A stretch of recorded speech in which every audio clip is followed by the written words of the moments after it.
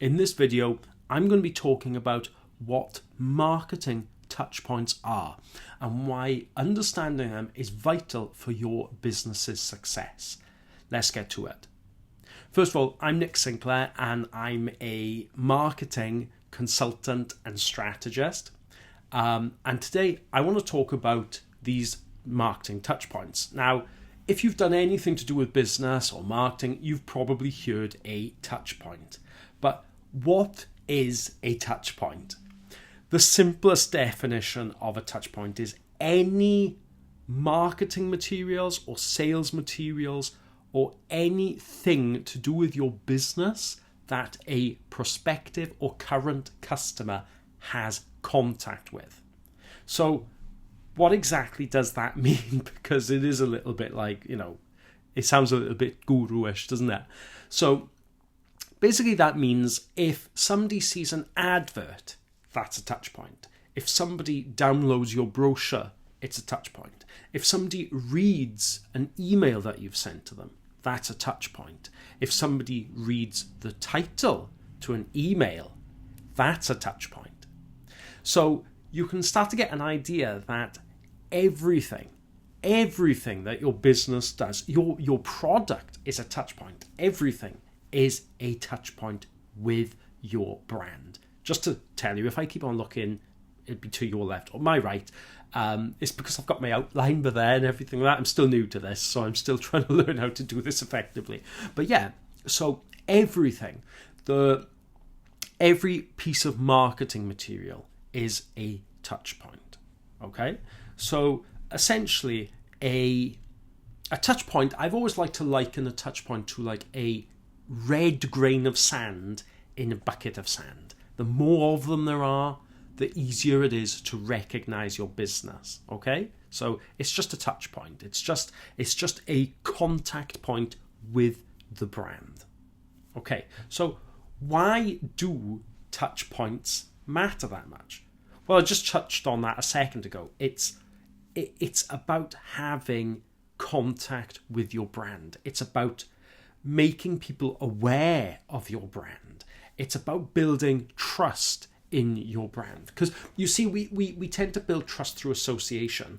For example, if you just saw a random phone made by some random Chinese company, you'd probably never consider buying it. But if your friend told you about this amazing phone and recommended it to you, you would trust that brand through association with your friend.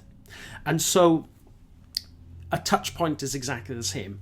Businesses try to create touch points that leverage existing trust in the world. Okay, so you can have an advert for a new phone show up at a football match. Now, if you're watching, say, Manchester United versus Barcelona, as if that happens these days, Man United fan here, since the 1980s, shockingly. If you see that phone being advertised at the ground, that's a touch point. You might not even look at it properly, but your brain will take that information in. Subconsciously, you'll remember that brand. And not only that though, but you will also remember a number of other things to do with that touch point. The fact that it was in context with something that you love and that you trust. You trust the Manchester United brand, you trust the Barcelona brand, you trust the ground you're in, and therefore you associate that trust with that touch point. So the more of these, the more effective they are, because it becomes more and more familiar to you. Now, a lot of people will say about the fact that the quality of the touch point is important.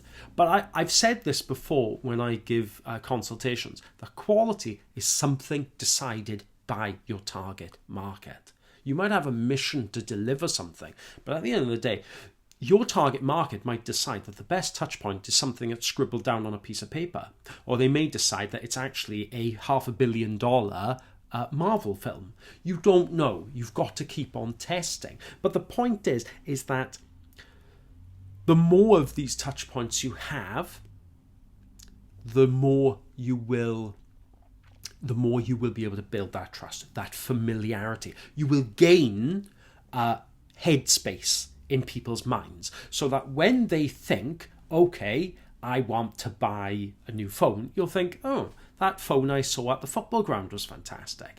But that wasn't the only place you saw the phone. You would have seen an advert for the phone in the magazine you love reading, if you read magazines anymore, on the website you go to, on social media. You would have seen an advert for the phone on the maybe before the film you watched, or whilst watching a TV show on Amazon Prime. The point is that with all of these touch points, you will slowly build up a picture of the product, of the brand, and with every touch point, again, through association. Again, if you watch something on Amazon Prime, you trust Amazon Prime, therefore you trust this product. Okay? So it's not just about where you put the touch. It's not just about what touch points, but how many of them and where you put them. Okay? So again, your website is a touch point. Your content is a touch point. So the idea is, the next thing I want to talk about is volume. Okay, sorry, I'm just scrolling down a little bit here because this is a big one. And it's something that I think a lot of businesses really struggle to understand, that volume, when it comes to marketing, is most of the time king. Okay, you can have the most amazing piece of content in the world. You can have that diamond, but we live in a world where billions of pieces of content are released weekly, and yours will get lost. So one, you have to make your touch points easy to find by leveraging existing audiences, such as a bus station where there's going to be maybe foot traffic there, or a website like Facebook. You're leveraging Facebook's existing audience, so you know your touch point will be seen. And then what you do is you increase volume. You get as much volume out there as you can. Because I say this a lot to businesses, if you think about it.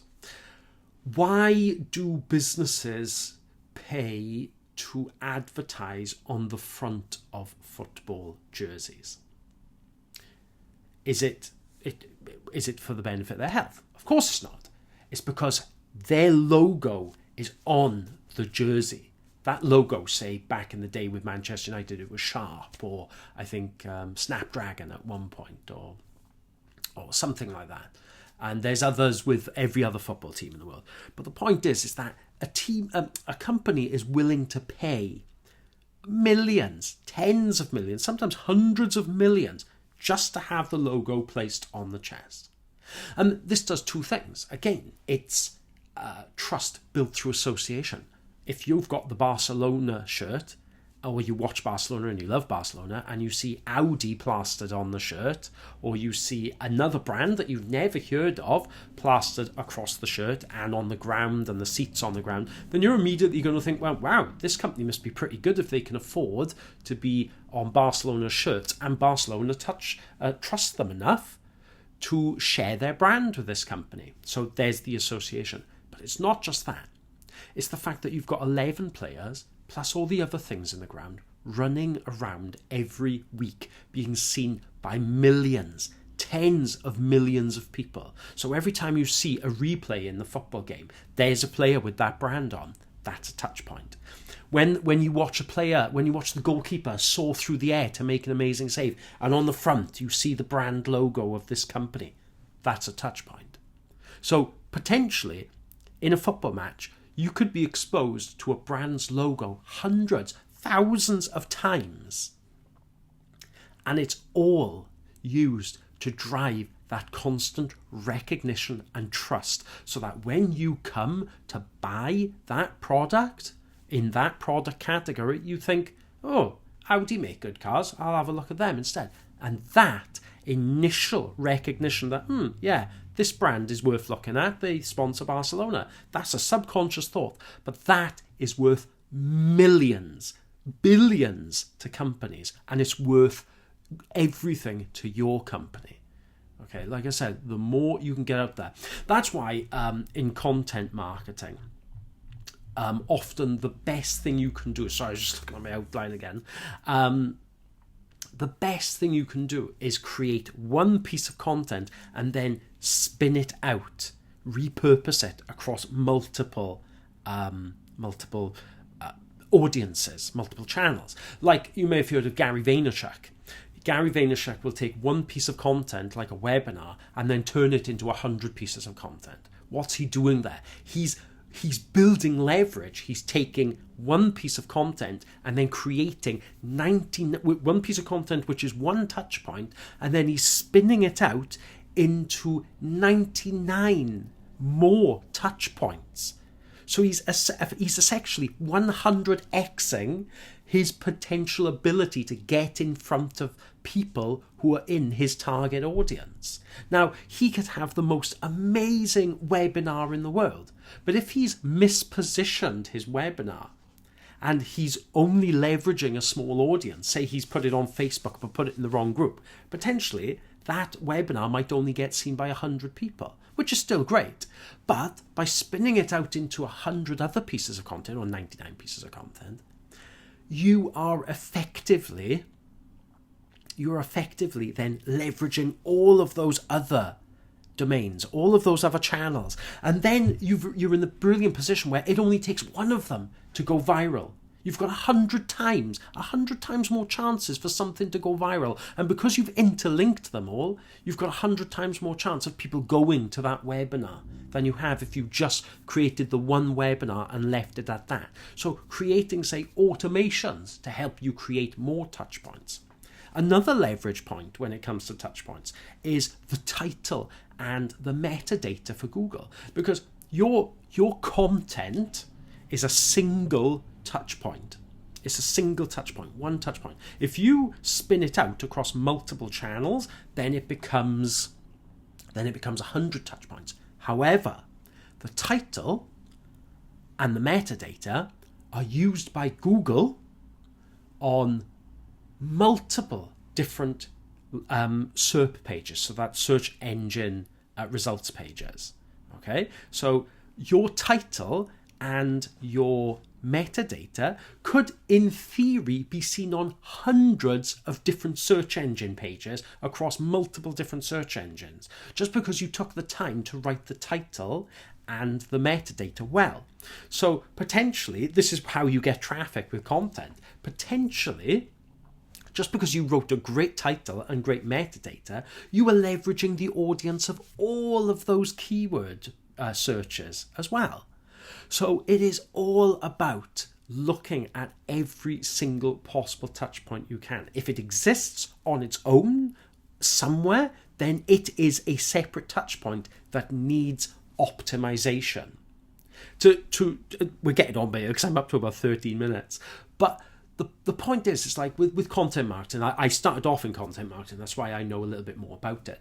But for example, with your content, you realize then that you're optimizing for touch points, not for individual marketing ideas. So when it comes to creating an advert for, say, Facebook, you realize then that you're optimizing for the touch point. You're optimizing to increase brand awareness, but also for that touch point to drive some sort of positive action, especially when it comes to something like an advert where you want people to take positive action. A lot of businesses just want to create brand awareness, but I'm a big believer that all touch points should drive action. So you see with McDonald's all the time when it comes to adverts, you see that McDonald's don't just make you aware of the newest amazing burger they're creating. They also drive you with subtle call to actions to push you to the next touch point. And that is hopefully the drive-through.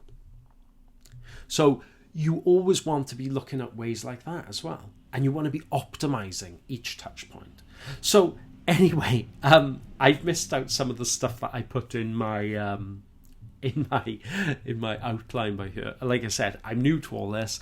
I do tend to go off on tangents. Like I said, I'm neurodivergent. If you watch my previous video, I'm autistic. So I'm a little bit all over the shop and crazy sometimes. But it's my superpower. And like I said, if you enjoyed this video, feel free to stick a like or whatever it is on YouTube.